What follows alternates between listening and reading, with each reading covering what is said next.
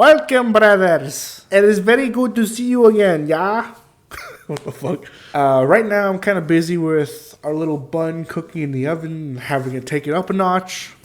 Between this crazy thing I got with YouTube and helping out the missus and not going insane, I just find some time to be studious in my private little learning dojo. And while I was thus looking for the next thought-provoking video at the greatest library of knowledge that is Twitter, I thought to myself, what's going on the trending pages? What capsule of wisdom will I crack open today? And the answer came in the form of a tweet. More specifically, a statement of anger, a declaration of war upon the mortal body, an aggressive act of defiance, so bold, so brave, dare I say, so impressive that I could not resist the urge to talk about it. Nay, 'tis destined that I indulge in this acquisition of answers to life's most pertinent questions. Why is Boogie2988 so sick of being fat? Now, before I delve in deeper, I just want to quickly run down who this guy is. It's almost impossible to not know who this guy is, especially if you were there in the earlier days of YouTube. Boogie was a guy who made funny skit videos under the name of Francis. His stuff back in the day got a lot of views. Your typical inoffensive guy who likes to make video games in a stereotypical way, who was wholesome at first, but then went through a downward spiral. We're talking about divorce, financial problems, mental issues,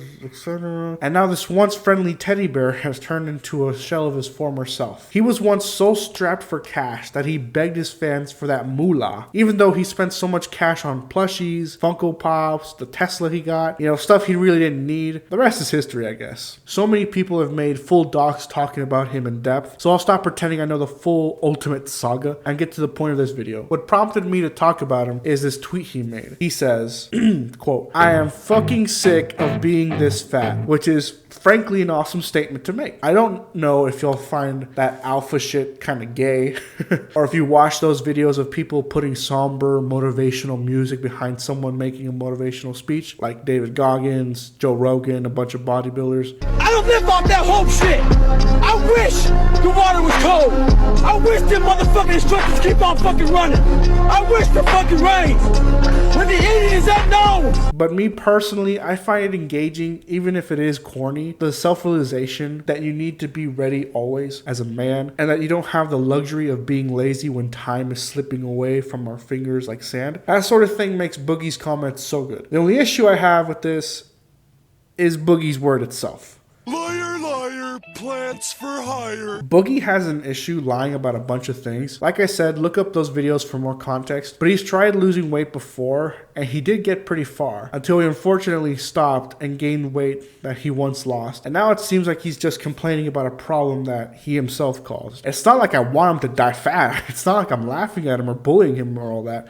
As a guy who is no stranger to the struggle of fat weight loss, I can tell you that aside from genetic issues and other variables like disease and illness, it definitely doesn't feel motivating in the beginning or in the middle of the grind to do the exercises, be out of breath, and in that moment feel ashamed and start blaming yourself for either being in that position or putting yourself in that place, and that it's all on you to get out of this like metaphorical hole, right? Some of the comments are criticizing him for quitting or just not doing what he knows he needs to do to get in shape. And even though his post barely got any likes, people still see hope in him to be able to change, They see that dog in him. They see that top G in him. My life is like a video game. Now, one thing I will say about weight loss, no matter how you choose to do it, is that you have to keep in mind that all of this starts with you. Your journey to be healthy again should begin with the belief that you can get into shape, that you can lose those pounds, that you can get into a routine and keep it going long term. Like, I know this sounds like an easy thing to remember, but trust me when I tell you, nothing goes out the window quicker when you're reaching the last rep, those last 8 seconds of cardio or plank, more than the idea of, I can make it, I can finish this, I'm going to finish this. Why? Because the exercise gets tougher and tougher the longer you do them. The heavier you go on each set, it is so easy to drop the weights and be too scared of that momentary pain that in your head, you're already planning to be like, all right, I can't do this anymore. I just can't. I'm just gonna stop right here. Like, I get it. Just like everyone else, you're most likely not gonna be like Hercules and just like pick up the entire weight rack and just bench it like it's nothing. For sure, you will need to take your time, but once you got the foundation going, do not settle for your comfort zone and say, Oh, this is my happy zone. I'm not gonna go higher. I'm just gonna stay down here. I like this more. no. Remember that shitty feeling exists for a reason. It's your body telling you that it's tired staying like this. It's your body telling you, why are you trapping me in layers and layers of this prison of fat? And it's your head telling you, you got yourself in this hole. Now you get yourself out of this hole. Some of the most satisfying feelings in the world is when you keep a record of everything you've ever done and seeing how far you've come. How you couldn't hold a plank for 20 seconds and now you can do a minute and a half. How before you couldn't lift 40 pounds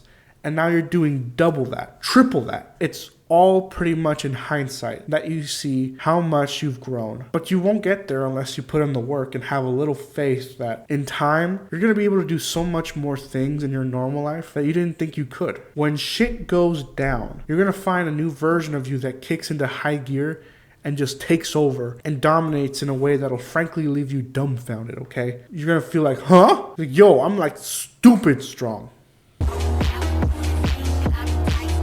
Now we gotta talk about the elephant in the room. The fact that Boogie has a new boogie woogie, okay? Like, what is this kid doing with the guy who's old enough to be her father, bro? Like, what the fuck? It's like every YouTuber titan that has existed has fallen, you know? iDubbbz with his wife, Adam22 with his wife who experienced that BBC, and recently Logan Paul with his bride-to-be that has apparently tasted over 72,000 flavors of dudes, okay? This chick is gonna be a problem, bro. If she breaks your heart, bro is gonna go back to the pastry aisle for consolation. And we don't want that. Boogie, this is gonna have to rely on you if you wanna live past 60, okay? No one else can be your motivation except you, bro. Now, do I honestly think he'll ever drop those LBs? It's hard to say. I mean, anyone can with enough dedication, but you gotta realize that this dude is pretty old and overweight. So it's already gonna be extremely difficult, even with his new girl, assuming she doesn't leave him before this is all over. I wanna have faith in him, but I need to see progress from him. So for now, I'll say no. Unless he comes out with a Giga Chad Riz workout video or he kicks some ass, okay? Boogie, you need to start taking names and start kicking some ass, bro. It's the only way to do this. And that'll pretty much do it for this video. I hope y'all kick some asses today. Stay sharp and Stay hard.